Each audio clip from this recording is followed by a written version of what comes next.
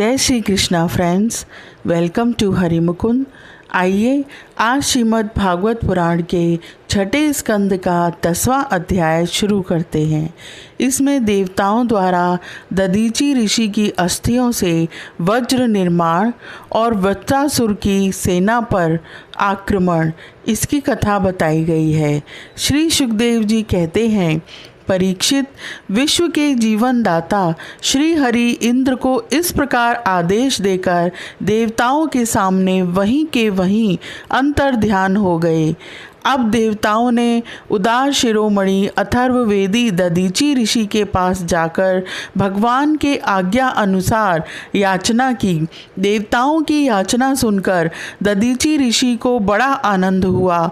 उन्होंने हंसकर देवताओं से कहा, देवताओं, आप लोगों को संभवतः यह बात नहीं मालूम है कि मरते समय प्राणियों को बड़ा कष्ट होता है।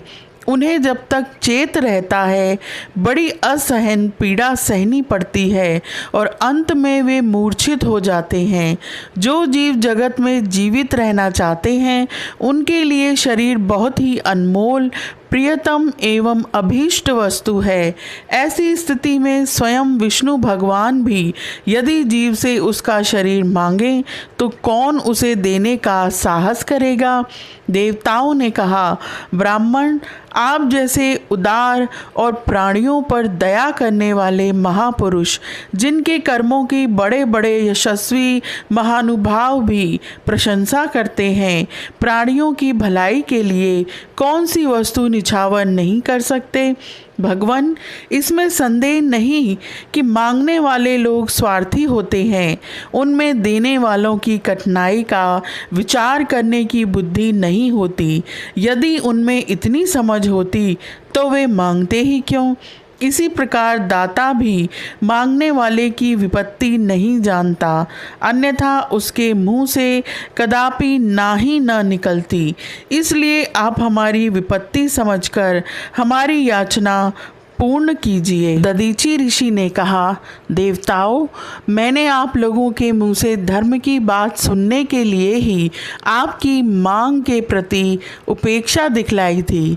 यह लीजिए, मैं अपने प्यारे शरीर को आप लोगों के लिए अभी छोड़ देता हूँ, क्योंकि एक दिन यह स्वयं ही मुझे छोड़ने वाला है।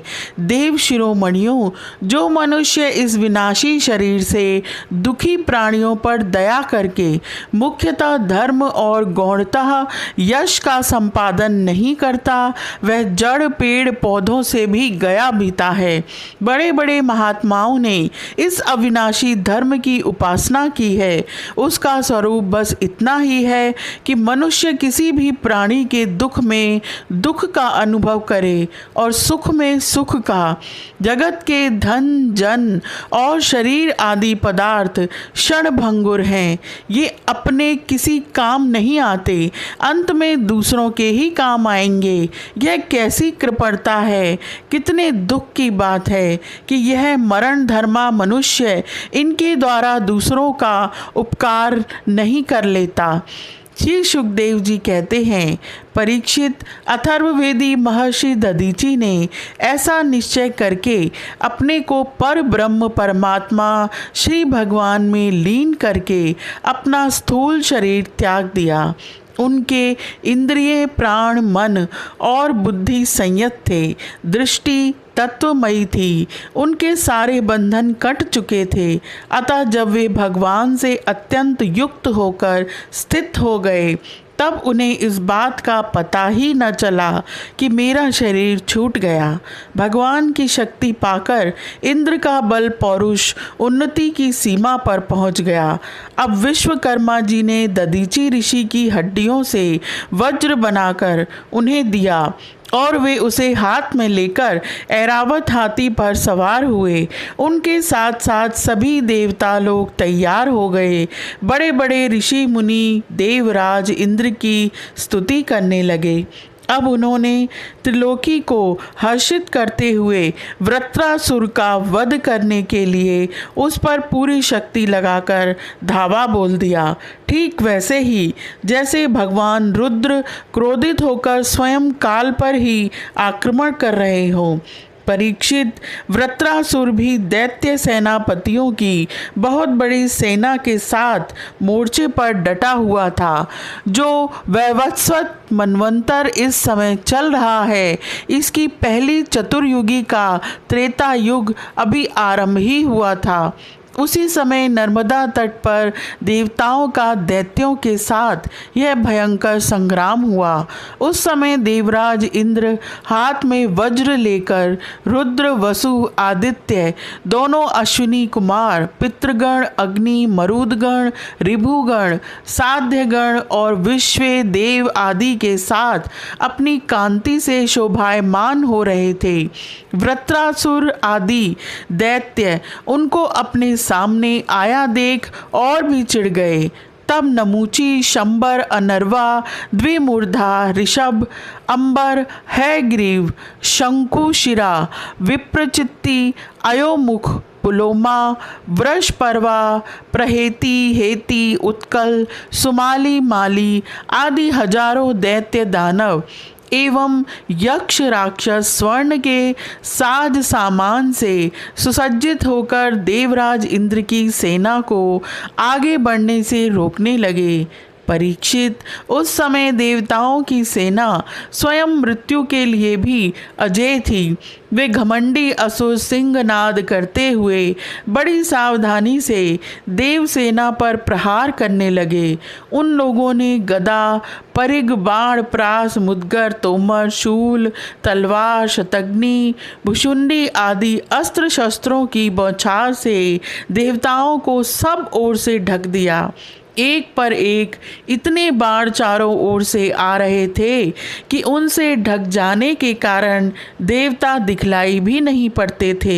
जैसे बादलों से ढक जाने पर आकाश के तारे नहीं दिखाई देते, वह शस्त्रों और अस्त्रों की वर्षा देव सैनिकों को छू तक न सकी। उन्होंने अपने हस्त लाघव से आकाश में ही उनके हजार हजार टुकड़े कर दिए। जब असुरों के अस्त्र शस्त्र समाप्त हो गए, तब वे देवताओं की सेना पर पर्वतों के शिखर, वृक्ष और पत्थर बरसाने लगे, परंतु देवताओं ने उन्हें पहले की ही भांति काट गिराया। जब वृत्रासुर के अनुयायी असुरों ने देखा कि उनके असंख्य अस्त्र शस्त्र भी देवसेना का कुछ न बिगाड़ सके, यहाँ तक कि वृक्षों, चट्टानों और पहाड़ों के बड़े बड़े शिखरों से भी उनके शरीर पर खरोंच तक नहीं आई, सब के सब सकुशल हैं, तब तो वे बहुत डर गए। दैत्य लोग देवताओं को पराजित करने के लिए जो जो प्रयत्न करते, वे सब के सब निष्फल हो जाते। ठीक वैसे ही जैसे भगवान श्री कृष्ण के द्वारा सुरक्षित भक्तों पर शुद्र मनुष्यों के कठोर और अमंगलमय दुर्वचनों का कोई प्रभाव नहीं पड़ता। भगवत विमुख असुर अपना प्रयत्न व्यर्थ देखकर उत्साह रहित हो गए। उनका वीरता का घमंड जाता रहा। अब वे अपने सरदार वृत्रासुर को युद्ध भूमि में ही छोड़कर भाग खड़े हुए, क्योंकि देवताओं ने उनका सारा बल पौरुष छीन लिया था। जब धीर वीर वृत्रासुर ने देखा कि मेरे अनुयायी असुर भाग रहे हैं और अत्यंत भयभीत होकर मेरी सेना भी तहस नहस और तितर बितर हो रही है, तब वह हंसकर कहने लगा, वीर शिरोमणि, वृत्तासुर ने समय अनुसार विरोचित वाणी से विप्रचित्ति, नमूची, पलोमा, मैं, अनर्मा, शंबर आदि दैत्यों को संबोधित करके कहा, असुरो भागो मत, मेरी एक बात सुन लो। इसमें संदेह नहीं कि जो पैदा हुआ है उसे एक न एक दिन अवश्य मरना पड़ेगा। इस जगत में विधाता ने मृत्यु से बचने का कोई उपाय नहीं बताया है। ऐसी स्थिति में यदि मृत्यु के द्वारा स्वर्ग आदि लोक और सुयश भी मिल रहा हो, तो ऐसा कौन बुद्धिमान है जो उस उत्तम मृत्यु को ना अपनाएगा। संसार में दो प्रकार की मृत्यु परम दुर्लभ और श्रेष्ठ मानी गई है। एक तो योगी पुरुष का अपने प्राणों को वश में करके ब्रह्म चिंतन के द्वारा शरीर का परित्याग, और दूसरा युद्ध भूमि में सेना के आगे रहकर बिना पीठ दिखाए जूझ मरना। तुम लोग भला ऐसा शुभ अवसर क्यों खो रहे हो? यह अध्याय यहीं समाप्त होता है। आज के लिए इतना ही। Please like, share and subscribe my channel. Thank you.